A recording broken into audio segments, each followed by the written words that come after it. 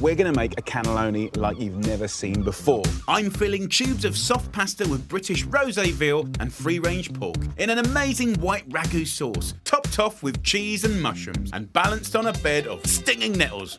It's gonna be so, so good. So let's start off with slicing up some onions. Add bay and thyme to a pan, add olive oil, so as the herbs heat up, you can see it like pop and splurt, and the perfume and the aroma is phenomenal, truly phenomenal. That's a brilliant beginning to a story of a comfort food classic. Then leeks. The flavour from the leeks is incredible. Very often when I use leeks, I also put a knob of butter in. They just cook so beautifully. Garlic, celery, and the perfect amount of seasoning give my ragu its base notes. And let that sweat off for about 5 or 10 minutes, just to get soft and sweet and delicious. For the meat, I'm marrying equal amounts of ethical and delicious British rosé veal and free-range pork shoulder, which will add fat and another whole layer of flavour. Perfect combination. And remember, we're not after caramelisation or dark browned off colour, right? We're keeping this blonde and white and gentle and creamy. It's gonna be great. Oh, smells amazing. Now, to that, we're gonna add a little white wine, something nice that you'll be drinking later on. Just peel yourself 2 nice big potatoes. I really like using the potatoes in this ragu. It seems to sort of like suck up the flavour beautifully. Then add 2 heaped tablespoons of flour, seasoning, and half a nutmeg. Get the flavours going, and then in with 2 litres of whole milk. While the ragu we know uses tomatoes, the magic ingredient for my white ragu is milk.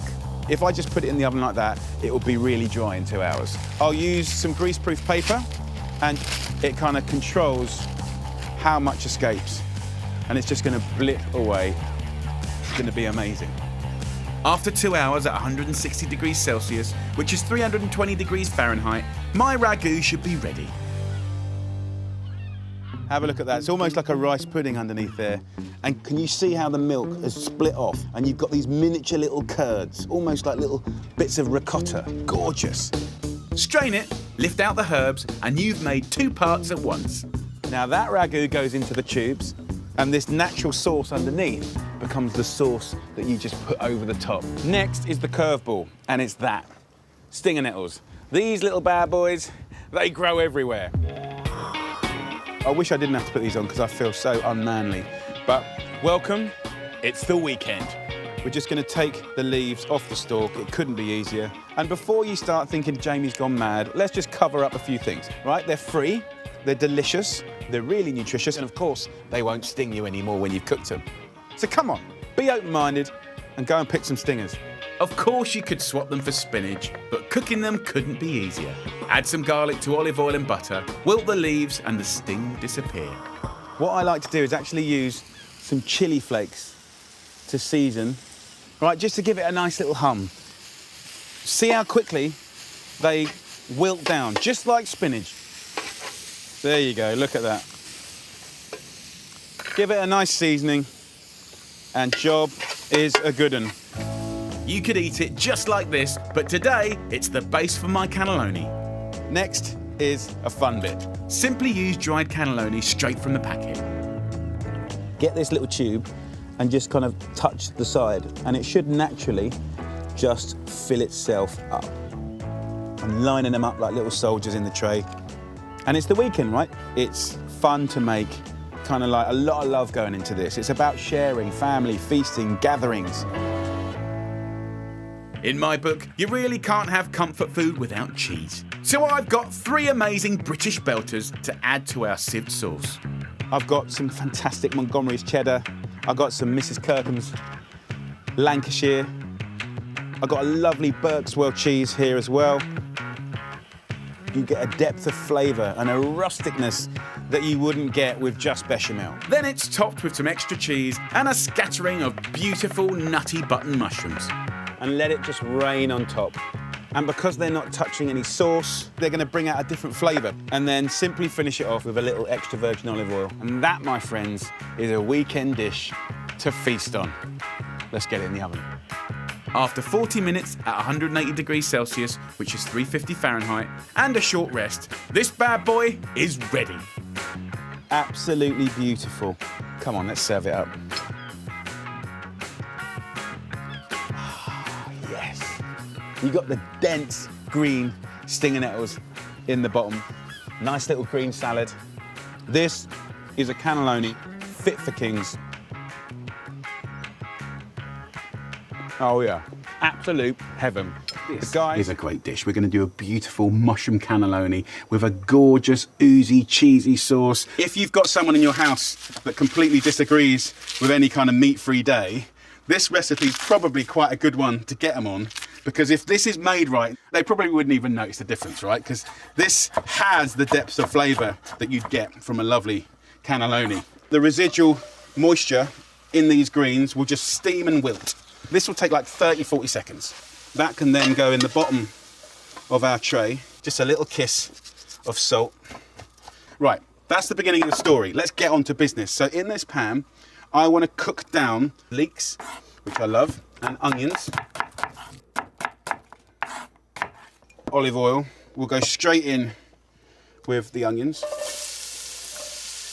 And then as I prep each vegetable, just add it to the story. So a little bit of pepper, and I've got some garlic, just finely slice it up. Right, let's get on to leeks. Just slice up the white part straight in there. With the greener stuff, I tend to chop this up finer anyway, just to help it cook.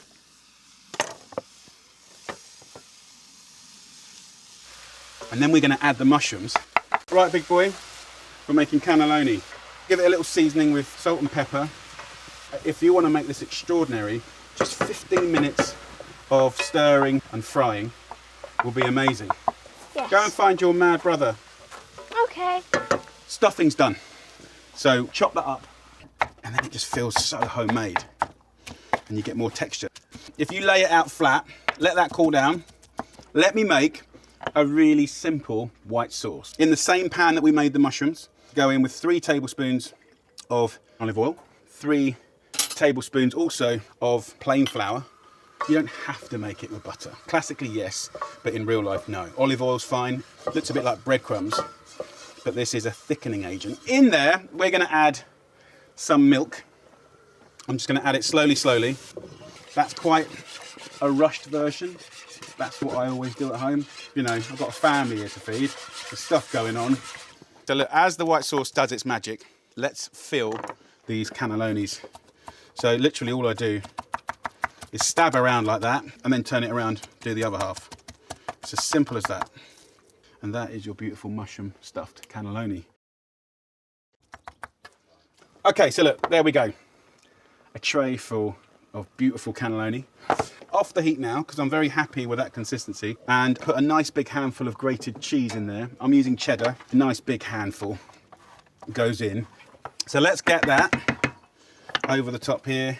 Look how oozy it is, yeah. And you can see the chunks of leftover mushroom in there.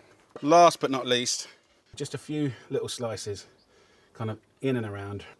And then just a little drizzle of oil. So this will go in the oven at 180 degrees Celsius for about 40 to 45 minutes until golden, blipping and delicious. I can hear it sizzling. So it's at about 40 minutes. The wood oven's just a little bit hotter. Look at that, come on. This kind of cooking is all about family. Look at the crispy bits. Yes. And then of course we added that lovely stack of greens. It's got to be one of the best meat-free meals ever, whether you're vegetarian or not. Right, let's get amongst it. So go. Oh yeah. Kids! Lunch! Superb. Right, so I'm going to do a beautiful cannelloni with these fantastic cauliflowers and broccolis and stuff like that. The romanesco, got some thyme, normal everyday cauliflower and the green broccoli. So get rid of this.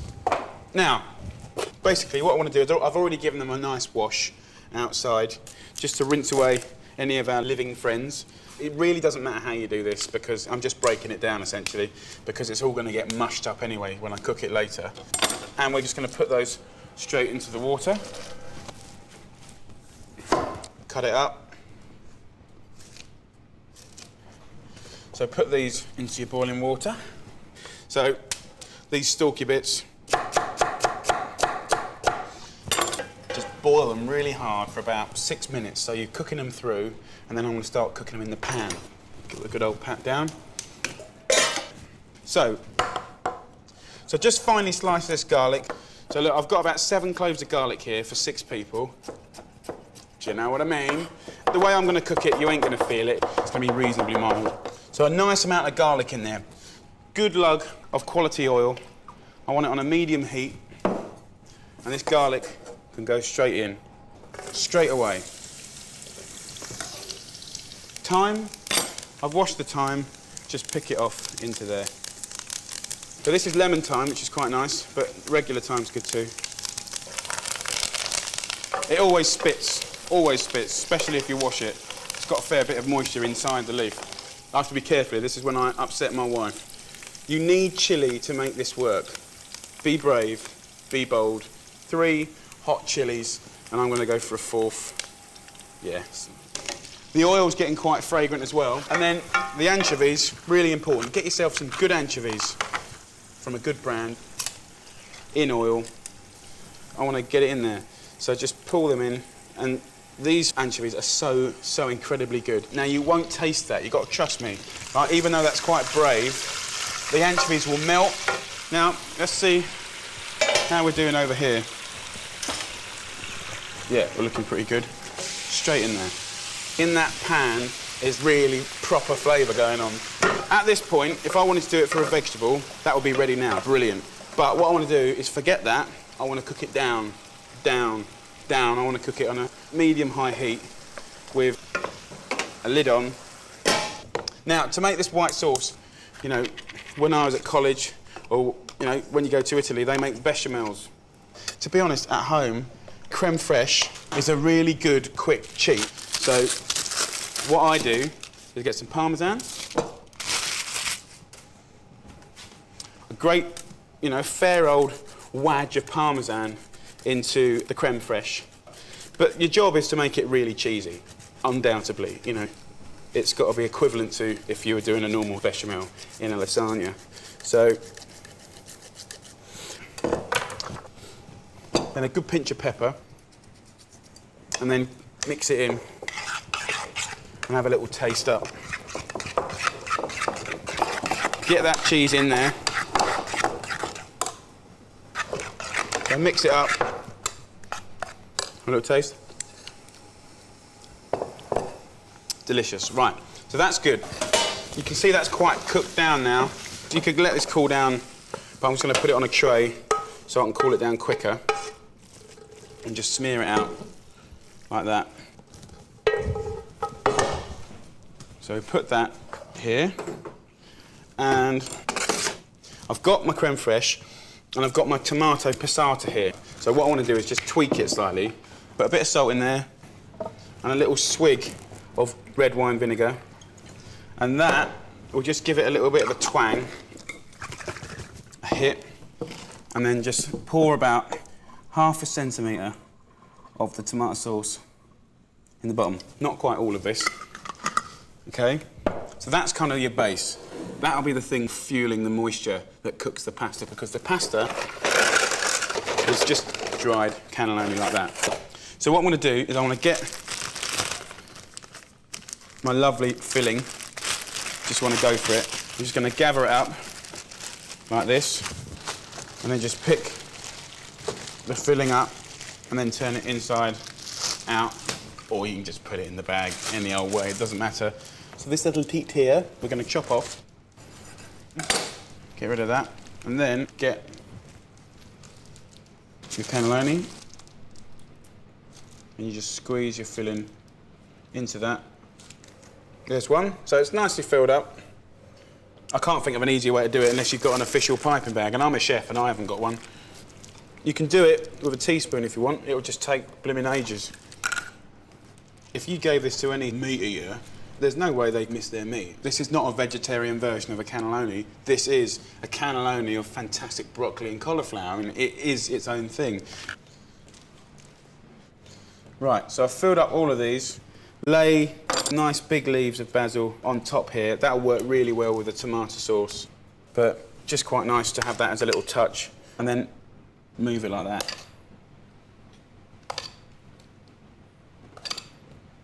Just like that, fill in the gaps. A little bit of black pepper. And then finish with a whole load of parmesan. Now, what you can do at this stage is put some tiny knobs of mozzarella on top. Now, you don't have to do the mozzarella, but I just think it's such a wonderful thing to put on any kind of baked pasta of any description, really, because it's so beautifully stringy and gorgeous. That much is more than enough. You want the top of a cannelloni to be really golden and bubbly, and when you put the spoon in and pull it out, you want it to be stringy and gorgeous and lovely.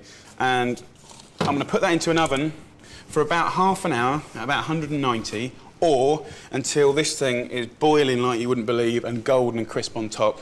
And we know the filling's sort of cooked, so really we just want to cook the pasta and make the top really beautiful and golden. There we go. Beautiful.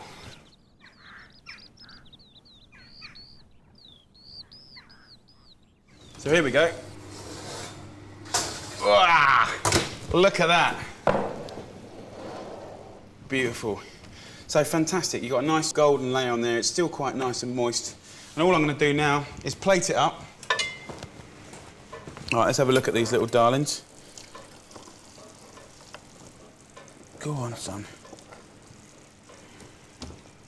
And then to finish it off, some good olive oil with some rocket and a good squeeze of lemon. 2 or 3 beautiful tubes of cannelloni. If anyone cooked that for me, I'll be well chuffed. And you know who I want to give this to? Brian, because he spent so much time eating the roots. I'm going to give him the nice flowers now. So first up, let's get the super greens going. We're going to start with 2 onions. We want to bring out that lovely sweet flavour. Peel, halve and finely slice. Then into the pan with a tablespoon of extra virgin olive oil on a medium heat. And 4 cloves of finely sliced garlic and season. So just stir up the onions and garlic, start beginning sweetening process.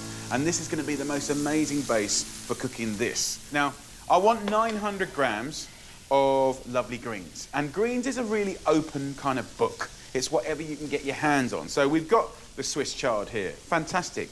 We've also got curly kale, one of the oldest greens in Britain. We've got cavolo nero, the black cabbage of Italy. And also, we got stinger nettles. Can you believe it?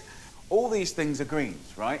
Have a mixture. They've all got different nutritional profiles. Embrace it. Go with it. And all the areas that I've travelled to around the world where people live the longest, they've always bigged up greens and wild greens. And don't feel that you can't use things like frozen spinach. It's still full of the good stuff. So I'm going to do 450 grams of frozen spinach and then 450 grams of all this lovely fresh greens, and you can mix this up and reflect what's around you and what you can get hold of. So looking in the pan now, look at these onions. They kind of look like football stadium hot dog onions, right? And that's what we're trying to do. We want that lovely sweetness.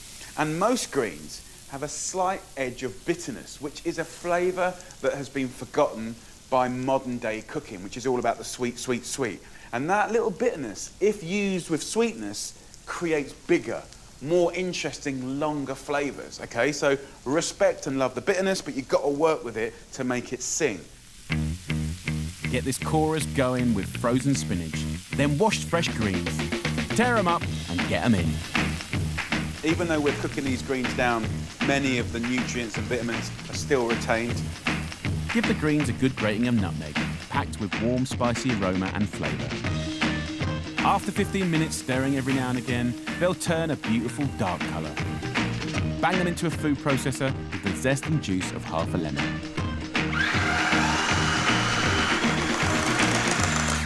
Okay, so that's hot and steamy. I'm just going to leave that there for a second. I'm going to put on a quick batch of tomato sauce in this dirty pan, so I don't want to do another set of washing up. So on we go. In with another tablespoon of extra virgin olive oil, 2 finely sliced cloves of garlic, a fresh red chilli, and the stalks of the 30-gram bunch of basil, saving the rest for later.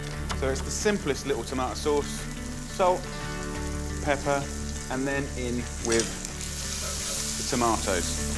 Plum ones, 3 tins, and a tin and a half of water, rinsing out all the juices from the tins. Boil and simmer for 10 minutes. This is what our pasta's going to sit on. So in all the supermarkets, you can buy cannelloni in a box, ready and raring to go. So we've got 250 grams, but we do have the challenge of getting the green stuff into here without breaking them. I've got a brilliant kitchen hack for that. If you haven't got piping bags, I'm loading up a sandwich bag. Snip off the corner and you're in business. So the tomato sauce is pretty much there now. Let's just break up the tomatoes. I want it quite wet because it's gonna kind of cook into the pasta. So, last stage is the white sauce. White sauce is an area where you can often ramp up the calories massively, and I want to show you a really good way of getting the flavour in there. I'm using the food processor again, and I'm not going to clean it out again. We've got bits of spinach in there, but we're going to add to the greenery. We're going to add the basil. We're going to go in with some ricotta cheese, which is a fantastic cheese. It's one of the lower fat cheeses, and it's very, very nice. So in with 250 grams of the ricotta cheese. And interestingly, it's quite light and crumbly and grainy now, but when you liquidize it, when you process it, it goes really shiny and gorgeous. To get that gorgeousness going, pour in 200 millilitres of skim milk, 30 grams of Parmesan and 1 free-range egg. Season and blitz smooth. So have a look at this, guys. Oh, look at that colour, that beautiful pastel green colour. And then what we're going to do is have that on the very top. And having that egg in there is just going to let it sort of just firm up and give you that lovely texture on the top when you go to make it. So, come on, let's put it together now. This lot will feed 6. So get yourself a big tray and pour in that tantalising tomato sauce. Line up the super green-filled cannellonis and smother them with that sublime ricotta and basil sauce. And just a little bit of Parmesan cheese on top. Okay, so let's whack this in the oven now for about 40 minutes. I'm going to put it at the bottom of the oven so you get the heat going up from the tomato sauce through the cannelloni. We're going to cook that for about 40 minutes at 180 degrees Celsius, 350 Fahrenheit, and that is going to be delicious. So after 40 minutes, it's going to look a little bit like this. Bubbly, golden, delicious. That lovely, creamy basil top just goes really, really nice and crispy. And that's what you want in a cannelloni, when it just sort of cooks into itself. Okay, let's get in there. And remember, this serves 6 people, loads of food there. Get in, round the edge, crispy bits. My kids go mad for the crispy bits.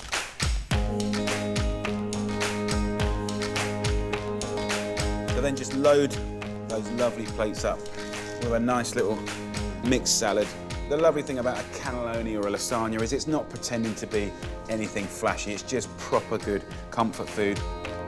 And the beauty of this gorgeous cannelloni is that you can even have some lovely crusty seeded bread to mop up the juices.